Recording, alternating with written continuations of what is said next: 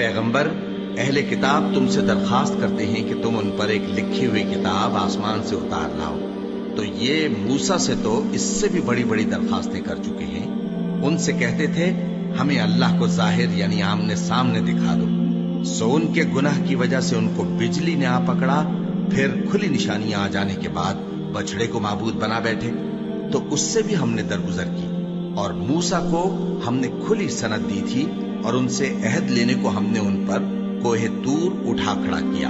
اور انہیں حکم دیا کہ شہر کے دروازے میں داخل ہونا تو سجدہ کرتے ہوئے داخل ہونا، اور یہ بھی حکم دیا کہ ہفتے کے دن مچھلیاں پکڑنے میں تجاوز یعنی حکم کے خلاف نہ کرنا۔ غرض ہم نے ان سے مضبوط عہد لیا، لیکن انہوں نے عہد کو توڑ ڈالا، تو ان کے عہد توڑ دینے اور اللہ کی آیتوں سے کفر کرنے اور انبیاء کو ناحق مار ڈالنے اور یہ کہنے کے سبب کہ ہمارے دلوں پر پردے پڑے ہوئے ہیں، اللہ نے ان کو مردود کر دیا، اور ان کے دلوں پر پردے نہیں ہیں بلکہ ان کے کفر کے سبب اللہ نے ان پر مہر کر دی ہے، تو یہ کم ہی ایمان لاتے ہیں۔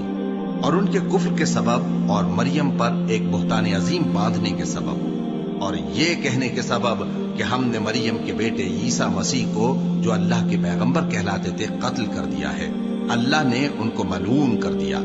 حالانکہ انہوں نے عیسیٰ کو قتل نہیں کیا اور نہ انہیں سولی پر چڑھا پائے، لیکن ان لوگوں کو ان کی سی صورت معلوم ہوئی، اور جو لوگ ان کے بارے میں اختلاف کرتے ہیں وہ ان کے حال سے شک میں پڑے ہوئے ہیں، اور گمان پر چلنے کے سوا ان کو اس کا مطلق علم نہیں۔ اور انہوں نے عیسیٰ کو یقیناً قتل نہیں کیا، بلکہ اللہ نے ان کو اپنی طرف اٹھا لیا، اور اللہ